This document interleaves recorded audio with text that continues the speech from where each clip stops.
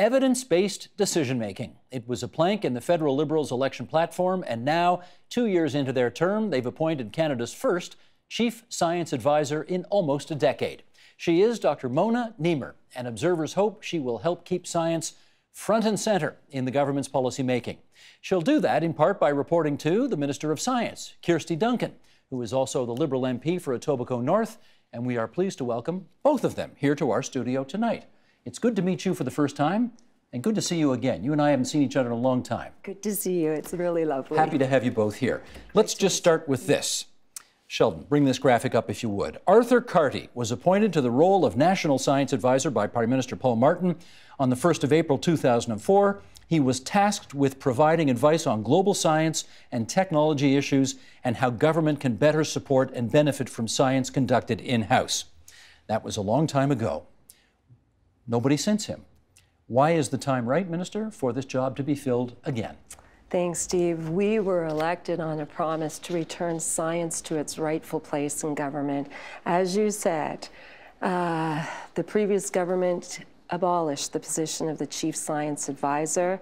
I want to strengthen science in Canada, strengthen evidence-based decision-making, create a culture of curiosity, and that's why it's so important that we now have Dr. Nemer as Canada's Chief Science Advisor, and we're delighted. Okay, that was my nice question. Now here's my nastier question. Okay. So why did it take you 2 years to hire her? I'm glad you've asked. I'm a scientist, and the way I work is slow and methodical. We want to get this position right. We reached out to all parliamentarians. We want to know what this position should look like, our stakeholders across the country. I talked to chief science advisors in Australia, Israel, New Zealand, the United Kingdom, and the United States, and then we created a Made in Canada position. We had a rigorous, comprehensive process, and we've chosen Dr. Nemer. Is it a permanent position? And it's permanent. She's appointed for a 3-year term, and we will work to make sure that the Chief Science Advisor has permanence in this country. Dr. Nemer, your portfolio of interests is incredibly vast. Climate change modeling, artificial intelligence, new medical procedures. How do you stay on top of all of that so you can offer good advice to her and her colleagues? Yes, that's a question actually I get asked all the time. And I mean, I didn't claim it was an original question, but I still need to know the answer to it. Well, you know, that's the difference between generalists and specialists, but also it's about the methodology, right? When you want to answer a question in science, you go about it the same way, whether it's climate change or health or you know, clean water. So you know, I'm going to stay, you know, in some way on top of what's going on, of course, but I will not pretend to be an expert in all fields. And when there would be specific questions asked of me, I'm going to turn to experts. I'm going to help frame the question, you know, and then ask the expert to provide us with advice, or if the advice is out there, you know, collect the advice and sift through it, and then provide recommendations to government. In some respects, is your job more to be a reminder to politicians that they ought to take science into account when they make decisions? Well, I hope it's beyond a reminder. It's also, you know, to help them sift through the evidence, translate the evidence, you know, into what does it mean? Because sometimes science is difficult to understand. You know, the data's there, but what does it mean when you're not an expert in the field? And I see my job as one of, you know, translating the data and the evidence. Dr. Nemer, I don't have to tell you, there are probably plenty of people in this country who look at science with the same skepticism that Minister Duncan looks at the ideology of the Conservative Party on the other side of the floor. How would you convince people that science is not just another special interest group or another ideological approach to issues? Well, this is a great question, and it's actually a great challenge as well for all of us, because I think that we all gain from a better understanding, you know, of science, of the scientific basis of the decision that we make, be it, you know, in the food that we eat, be it in terms of which energy source we want to use, etc. And I think that, you know, we have a challenge. The scientists need to be out there, I think, talking to the public, and the public need to hear, you know, what's the evidence behind, certain discussions and conversations. And this is where I see my position as one, I'm arm's length. It's not a political thing. I will provide impartial evidence and advice. And to opposition members as well? Well, my job description is to provide advice to government, and then I guess I'll leave the government to deal with the opposition. To deal with the opposition, okay. I think the key to this, Steve, is that this position remain independent, nonpartisan, and it's to provide that impartial advice. That's the key. How is it, I mean, I do wonder how this is going to work, in as much as the doctor's advice. I mean, there's the health ministry, there's natural resources, there's environment and climate change, there's fisheries and oceans, there's agriculture. I mean, there's almost nothing in government that couldn't use some advice from a talented scientist. How's she going to keep up with all that? I've asked that she look at creating departmental chief scientists. She is one person. She will be the chief scientist for this country. We want to build a network. There are scientific integrity policies we want to create. I think it's really important. You asked about trust in science. There's a recent study by the Science Center that shows over 80% of Canadians trust in science. I think that science matters more than ever before. And I'm just back from the G7, and that's certainly what we're hearing, that Canada is seen as a beacon, as a shining light for science at this time. We just so happen to have right here the Science Center's annual scientific literacy survey. So, Mr. Director, if you would, let's bring these up. In fact, 82% of Canadians want to know more about science and how it affects our world. A third of Canadians consider themselves science illiterate. A third consider themselves that. I bet more are. 43% of Canadians believe that science is a matter of opinion. 75% of Canadians believe scientific findings can be used to support any position. Okay, again, we're getting back to the issues of trust here. We have maybe historic high numbers of distrust in institutions and in maybe science as well here. What do we do about this? Well, I think this is, education and understanding and information is critical. And I like to give example of, olive oil. It's a simple example. We didn't know that olive oil was good for your health. And it's not because suddenly, we're all promoting olive oil. It's because the science and the technology allowed us to understand better about cholesterol, the good, the bad cholesterol, allowed us to understand what's in the olive oil, and then we basically match this. All this to say, science evolves. So if we didn't know something before and then we know it, well, it doesn't mean that we can just fit science to, whichever way, we like to use it. It just means that we didn't know enough and now we know. So it's, an evolution. We can give multiple examples in the health field, in environment and so on. So I think it's an iterative process, and the more we explain how science works to the public, I think the better it is. And I think that's why we want to make sure that our young people are thinking about science. I want to create a culture of curiosity in Canada. So we have this campaign right now, #ChoosesCience, to get young people interested. All children are born curious. They want to discover, they want to explore. It's our job to foster that natural curiosity through elementary school, beyond.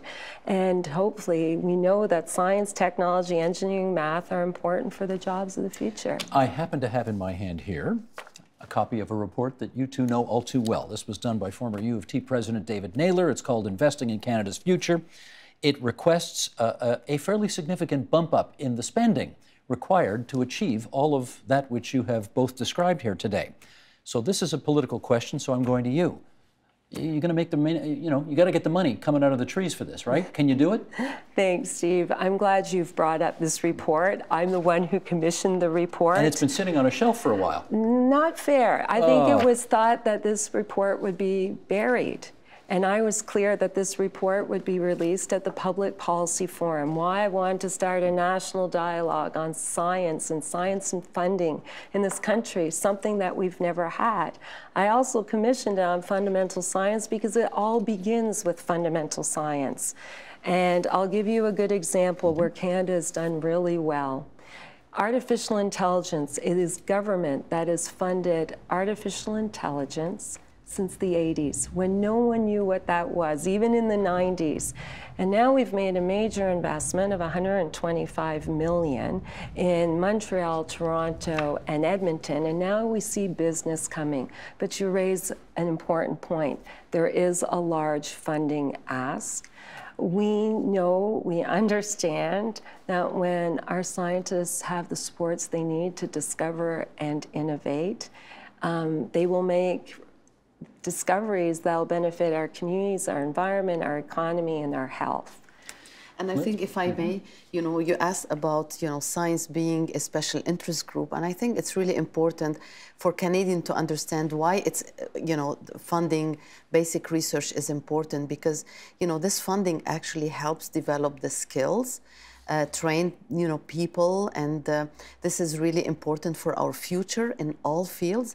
So I think that we need to explain the funding and the research and the science in a broader context, because everybody benefits. Well, Dr. Naylor says, increasing funding in science is among the very highest yield investments in Canada's future that any government could make. Now, he's been beating that drum for a long time. I mean, this may be the most recent iteration of it, but he's been pretty consistent on this. He's consistent. We're going to see the money. Steve, science has no greater champion than myself. I understand the need for more science funding. I watched in opposition in the House while scientists were cut, while scientists were muzzled, and while scientists protested the death of evidence on Parliament Hill. Understand the Harper decade dug a big hole. There is not a quick fix, but right now we're going through a budget process. Again, science has no greater champion than myself on this. Can I pin you down a bit on this? Like, what would you consider an acceptable increase in your budget in order to make the aspirations of this report come true? Well, I'll take you, budget 2016, the very first budget we brought in, we made a $2 billion investment in research and infrastructure. The previous government also made an investment in infrastructure. But it is not buildings that do research, it is people. And so we made the largest investment in the 3 federal granting councils in a decade. And unlike the previous government, that was unfettered money. The previous government tied funding. So if you wanted a social science and humanities grant, was tied to business. Since you brought up those 3 funding councils, I want to ask Dr. Nemer's opinion about that. And Sheldon, again, can we have the next graphic up, please? Here's how science funding works in Canada, generally speaking. These 3 granting councils, the Natural Sciences and Engineering Research Council, NSERC, the Canadian Institutes of Health Research, the Social Sciences and Humanities Research Council. Does that work still? Well, I'm going to start by saying that, the system works, okay, but doesn't mean it's perfect. And, we need to continue to adapt it to the reality. So what would be better? Well, as you know, ask any kids. Do you want to do social sciences? They don't know what you're talking about. Ask them, do you want to make the environment better? Do you want, to help, alleviate poverty? They will understand what that means. So I think we're going to need to, also adapt to the reality that the big problems in society require multiple disciplines and different approaches, and we just need to more harmonization, and integration among the disciplines to solve the problems, and also to train, the people who are going to be adaptable and who will be able to talk to each other to solve these problems. Do you think this needs restructuring? Areas I will focus on will be on governance and coordination, how we bring these granting councils to work better together. I don't want to hear from a researcher again. I can get my lab, I can get my tool, I just can't operate it. We will focus on early career researchers. I have researchers getting their first grant at 43. How do you build a research career if you get your first grant at that late age? Got to be earlier. got to be earlier, equity and diversity. I want multiple perspectives at the table, and I want to make sure the funding system is more responsive and nimble, that we fund, as Dr. Nemer said, multidisciplinary, multinational, and risky research better in this country. Let me get both of your views on the following. And I put this evidence on the table not with any judgment, just as an example of an approach that was taken. The previous Conservative government's approach, I think, favored or had a bias towards science that would pay off in some kind of commercialized or monetizable, that's an awful word, but you know what I mean, monetizable way. Obviously, there's a huge part of the scientific community that loves basic research in and of itself, and that doesn't necessarily lead to something that is commercializable at the end of the day. Do you have a view on which approach is better? Well, you know, first of all, most researchers would love to see the impact of their research during their lifetime. Mm-hmm. Now, sometimes it's commercial, but in many instances, it's, you know, social innovation. It's better healthcare. It's better, you know, social housing or others. So, you know, it's, and then the other thing is, I said, during their lifetime, because all research, you know, ends up being useful. You know, mm-hmm. The minister gave the example of artificial intelligence. 30 years ago, you know, we didn't know the term, we didn't know it would be right. Useful. So I think we need to be careful and to have a good balance. But when you were VP of Research at University of Ottawa? Was, that's right. Did you favor stuff that you thought was commercializable? Nope. Because, you know, first of all, to have something commercializable, you need to have, you know, innovation at the discovery level. So you need to fund that part of the pipeline. And you know the pathway. So I think that we, you know, it's very important that we have a balance. Doesn't mean that it's wrong that at one point, you know, we reap the benefit mm-hmm. from our investments, like in this case with artificial intelligence. How high a priority do you put on being able to monetize whatever research or science is brought to bear? I am focused, under the Conservative government, as you said, this pendulum swung very much towards commercial research. I want to rebalance it. We do need that balance. It all begins with fundamental science that leads to the new discoveries that can help our environment, our health, our communities. It can also lead to innovations that will lead to new products and services. And people talk, you know, about it being either or. You need both. People talk about being a continuum. It's not even that. It's messy. And most of our researchers go back and forth seamlessly between the two. I can't imagine it's a coincidence that we have two brilliant women at this table. I mean, we have the Minister of Science and now the, what's your Twitter handle? Chief Sci Can. You have the Chief Scientist in Canada. Both women. You know, this sends a signal to young girls everywhere, doesn't it? We hope so. We hope so. We absolutely hope so. I led an expedition many years ago. We were looking to find the cause of the 1918 Spanish flu that killed upwards of 50 million people, more people than the Black Death of the Middle Ages, or more people than all the fighting of the First World War. Is that the thing you were part of the Nobel Prize winning team for? That was, I have to be clear, on climate, I had the privilege of serving on the Intergovernmental Panel on Climate Change. It was the Intergovernmental Panel on former Vice President Al Gore who won the Nobel Prize.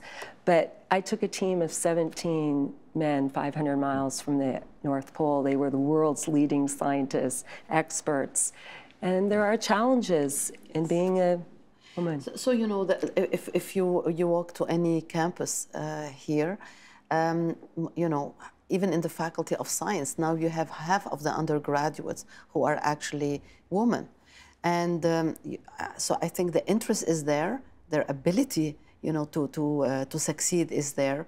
And, you know, very often they will just like look and see no role models, you know, around them and think, this is not something for me, it's not a career for me. So I think that the more role models we can put in front of them, and the more we show support, and the, you know, more we look at the hurdles and, you know, any, you know, cultural barriers, you know, in our institutions, the better it is for everybody. We now have a chief scientist. This is Canada's top scientist, Dr. Nemer. She is a great role model for scientists across the country and certainly a tremendous role model for young women. We thank both of you for coming into TVO tonight and sharing your views. Congratulations on the gig. Thank Good you. luck with it. You're going to Thank need you. it. Ottawa's a Absolutely. tough place. Minister Kirsty Duncan, the Minister of Science in the Government of Canada, and Mona Nemer, the Chief Science Advisor to the Government of Canada. Thanks so much to you both. Thank you. Thank you. Thank you. Help TVO create a better world through the power of learning. Visit TVO.org and make a tax-deductible donation today.